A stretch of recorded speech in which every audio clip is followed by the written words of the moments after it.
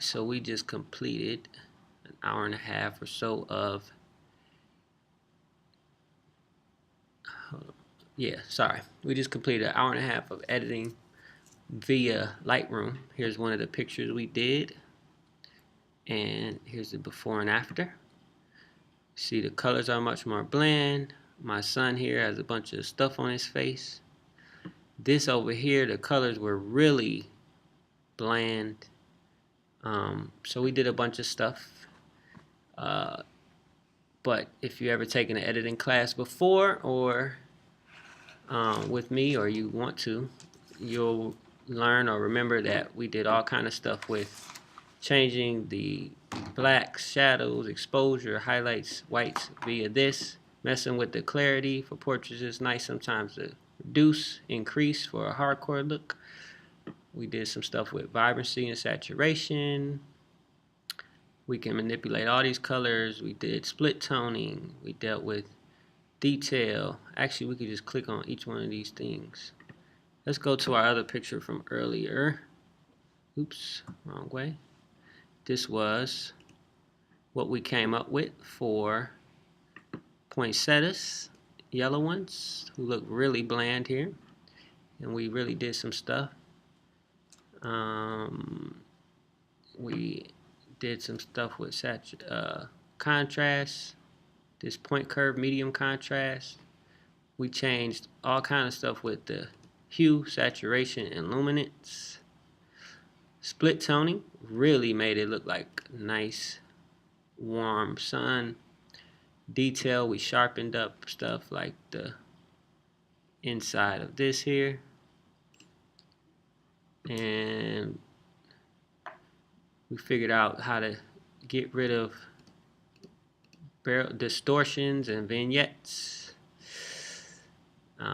We put a little film grain, dehazed, and we used our camera's picture style instead of Adobe, which looks better, I think.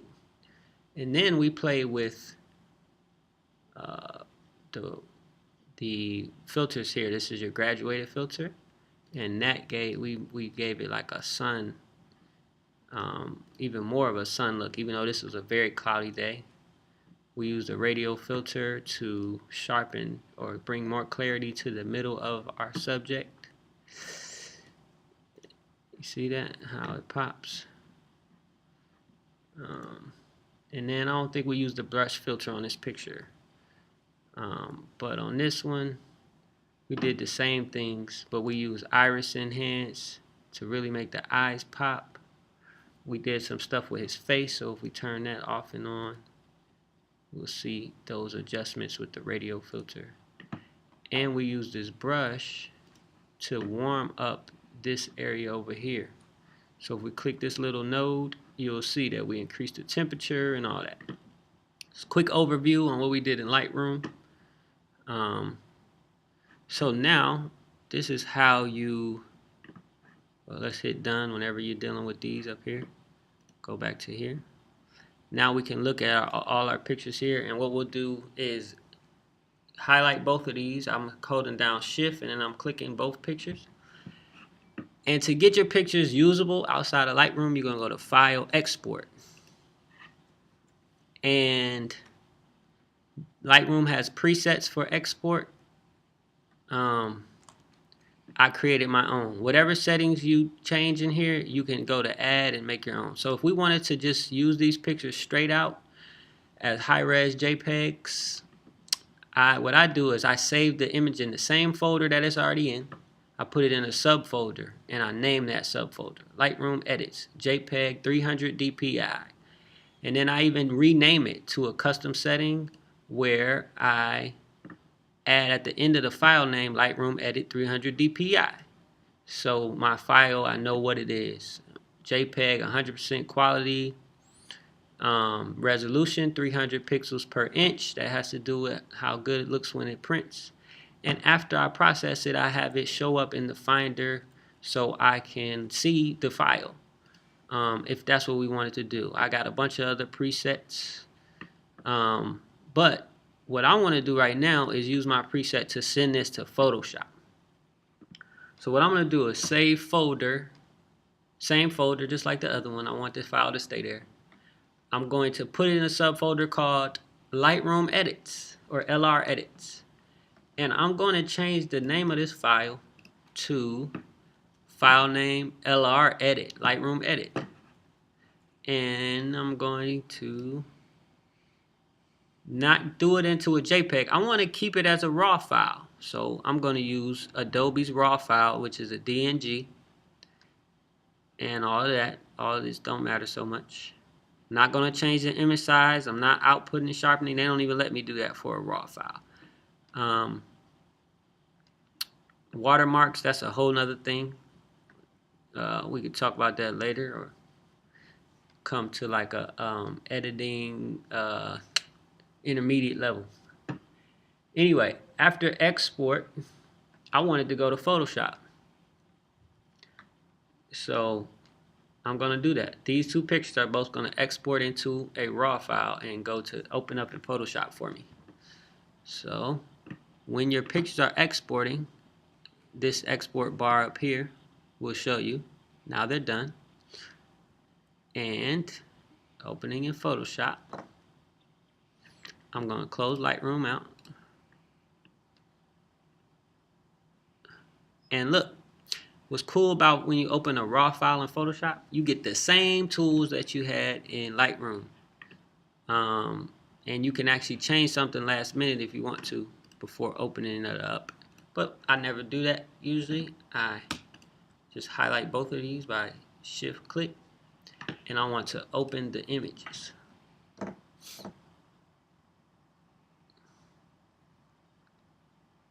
Reading camera raw format. And just a note, you guys, on if you're gonna watch this on YouTube, there's a setting in YouTube where you can speed this up by doing 1.5 times. When I watch tutorial videos, sometimes I put it on 1.5 times and let it run fast. Sometimes 2 times to get past certain parts. Then I'll slow it back down if I need to. Just so you could take a 10-minute video and make it a 5-minute video for yourself. But anyway, in Photoshop, I don't do much. I did a lot in Lightroom. Now this picture looks pretty good to me. It looks way better than the original. But we're going to make this look like it was unedited. We're going to make the Lightroom, we're going to put the Lightroom file to shame by adding some some actions here. So in Photoshop, you have different window options. You can do Essentials, which is probably how it's set up by default. But up here, you can switch it to Photography. And it has your actions right here on this triangle tab. And layers. So the difference between Lightroom is you do all these edits on one layer. With Photoshop, you can add multiple layers of different things, and that's what these actions do. So the action that I use, I like a lot, is called Mini Fusion. It's a part of one of the actions I use. If you go online and go to mcpactions.com, and this lady, I think, sold her business recently. She was going to shut it totally down. Her stuff was amazing because she lost her passion for photography. But if we went to her Facebook page, she got like over 100,000 likes from Photoshop presets. And you can, as you see, her picture. What I like about her actions is it still makes the pictures look realistic, without over processing them. That's why I like her style a lot. Like, look at that. It's just subtle pop right there. It's good stuff. Well, anyway, if you go to her shop, her stuff is not cheap. Look, $150. But the good news is, if you know me, you know that I am not a guy who likes to spend a lot of money. So, if the people that bought this site didn't change this, she should have some free stuff. I don't see the free tab. Hopefully the people that bought it didn't get rid of that. Let's see.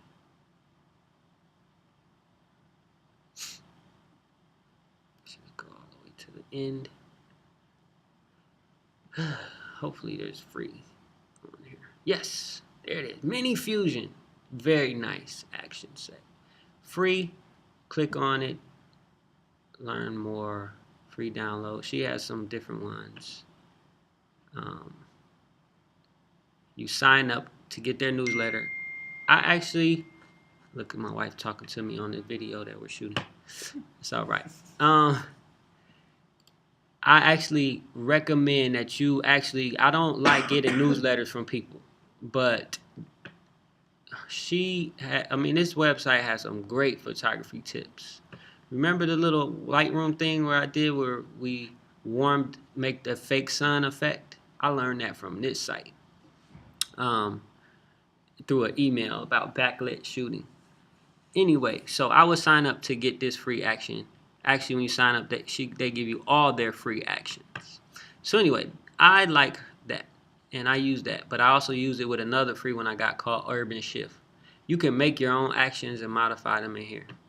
But all I have to do simply is hit this play button, and then magic happens. Bam! Look at that. It might be subtle to you, but to me, it's huge. Look at all these different layers of effects that just popped up. And I can go in here and modify them. Like if I feel like it was too bright, I can click the eyeball. I love this vignette. I like the vignette in here opposed to the one that's in Lightroom. But this is a part of the Urban Shift action. This is the Mini Fusion one here. And then I added that with Urban Shift to get this look. And you guys just looked at all that. You could pause it and see. But I use this almost on all my pictures because it just works for me. Sometimes I'll add a folder here for layers, and I have another action called Make Matte. And what it's gonna do when I hit the play button, it puts a matte effect over. I like this too. Sometimes I'll increase that to 90. I think 80 worked better. The opacity, and you can. Yeah, this is nice too. I like the matte on this picture. Sometimes I'm torn between which one, matte or not. I think I'm gonna go with matte. But his eyes, look at his eyes. Dang, I think his eyes look better on this. Well, anyway, I can do both. So I can basically be done. What I would recommend doing is go to Edit, Convert to Profile, and switching it from Adobe's RGB to sRGB. That's something I learned the hard way. I would do all this edit on these pictures, and then I upload it online, and online it don't look the same. And I was like, what the heck? And it didn't look as saturated and good. That's because it was on Adobe, which the web does not read Adobe's profile, but it does read sRGB. So you got to change it over to sRGB. And there might be a way to do that in Lightroom from the beginning. I haven't found that out yet. Comment on here or something and let me know. Because I would love to just have it by default on sRGB. Alright, so I would do Save As. So here's the folder. It's in the Pictures folder, 2016. I took this in August in the Lightroom Edits folder. And that's just how my Lightroom is set up. It's set up by a date. And I'm going to change the name to LR to PS Edit. So Lightroom to Photoshop Edit. I'm going to change it to a JPEG. And boom, save that image. Bam. Good to go. And I could close that out. Uh-oh, hold on. Didn't I want to do a matte version? Yeah, let's do the matte version. So we'll do Save As again. And JPEG. And we'll do Lightroom to PS Edit. Matte.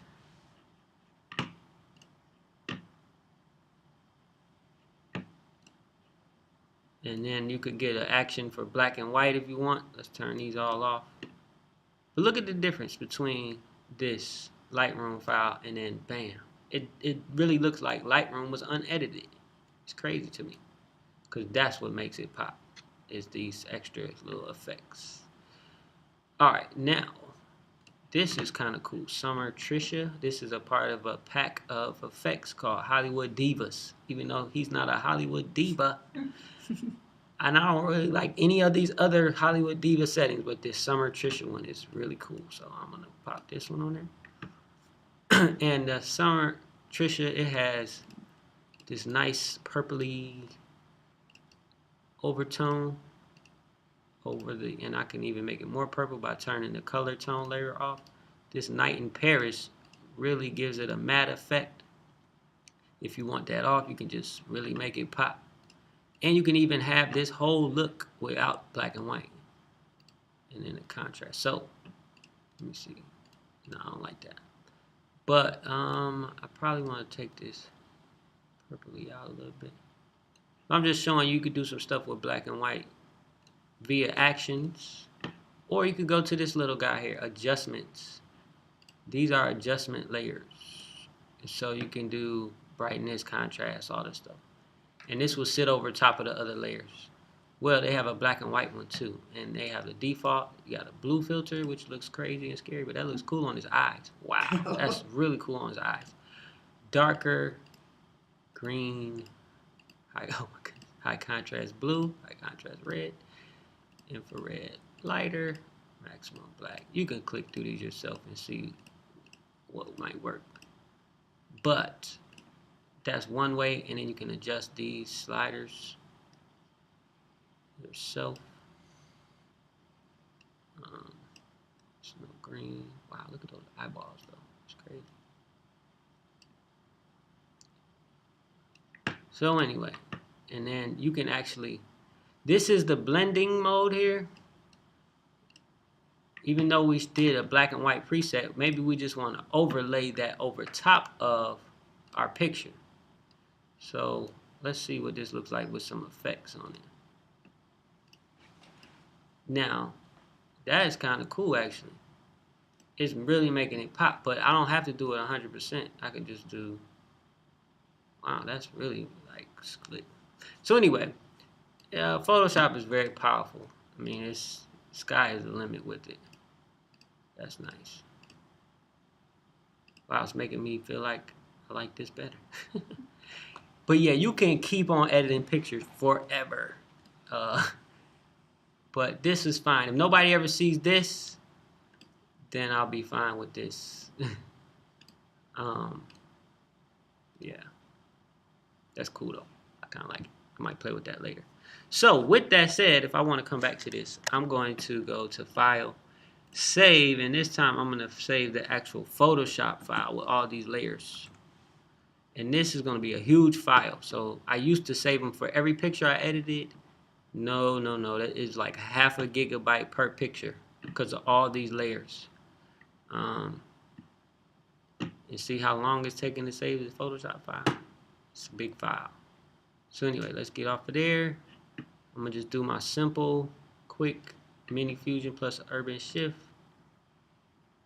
Boom, and make that stuff pop. Maybe turn down one of these brightnesses. Yeah, I just bought my wife some of these yellow poinsettias. And red and pink because she said she liked yellow and I bought pink first. And then I knew she liked red before that. So why not just get her all of them, right? Yeah, let's save this one. Same thing, LR to PS edit.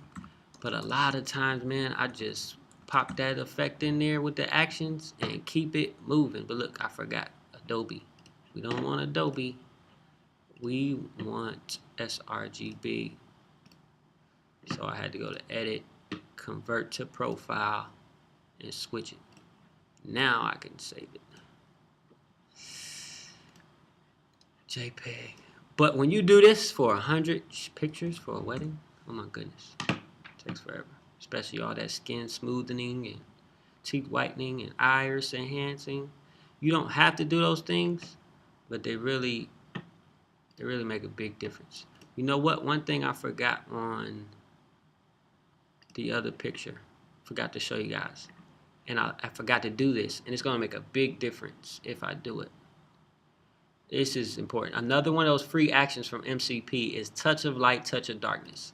Oh, when I don't do this, but then I do it, I'm like, dang, it makes a huge difference. So I run that action, and what it does is it creates a little adjustment layer with the curves where it's, I don't know curves like that, but it's doing something to the curve, okay? And it's going to add light to our picture. And then touch of darkness will darken up some areas. Like if I want to darken his hand more, I don't want to do that. I like shadows somewhat, but honestly, I like more even lighting on most of my pictures. Just to me, it makes a big difference. So you go to your brush here, and you hit this thing, and you change your brush size. You see different brush size there. Okay. And if it's up to hardness, that means that it's gonna be it's gonna be like a circle. This, if you change your hardness down, it's gonna be like a nice. Here, there's an example. It's fuzzy on the outside instead of really hard. So anyway, and we want our opacity at 25. We only want to brush some light on, and this should be on white here. This should be all the way on white. And now watch this magic happen. See these shadows? Yeah, we're gonna get rid of them. Touch of light. Gotta love this action. Especially there in the crevices of the nose and stuff. Oh yeah. Right there on the lip, in his mouth a little bit. Man, I'm telling you, it's huge. I'm not gonna mess with that up there. Edit, undo. So his hand's real bright here, but look, his shadows is like really dark on the outside his fingers. I don't like, I'm telling you, man, I like the even lighting. That's why studio photography looks so good, is because that lighting is so great. Now look at that. Look at the difference in his face. Big difference, in my opinion. Yeah. So, I love it. If there's a bright area that I don't want being bright, I'll do touch of dark. Say on his hood right here or something. Let me move this action stuff out the way. You know, this is not one that really I need to darken the area. But if you had a really bright spot for some reason, you can use this touch of dark. Sometimes when strong lighting, somebody might have a big blob of light on their head or something. Like if I wanted to darken his lip there, I could, but I'm not gonna do that. So yeah, let me resave this regular, and then just save it as a, wait till it's done saving. I don't know.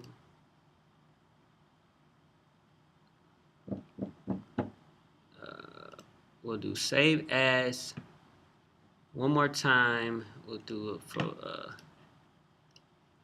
let's just say PS edit final or something. Boom. Yeah, I like that. It looks, his eyes are popping like crazy on this one, so I like that a lot. Uh-oh, did I just save it as Photoshop again? I think I did. Or did I change it to JPEG? I can't remember. Let's see. No. Yeah, I saved it as JPEG. Awesome. So that's Photoshop, how I use it for portraits mainly, and for any photography. I do everything in Lightroom. That's the time consuming one. Photoshop, I just put these quick pop effects on there and go from there. You could also use the brush filter and just increase the shadows in Lightroom, and do this same thing, the same idea. I just like doing it in here at the end of it all, along with these other actions, because there's an action that just makes it quick. So that's Photoshop. Thank you.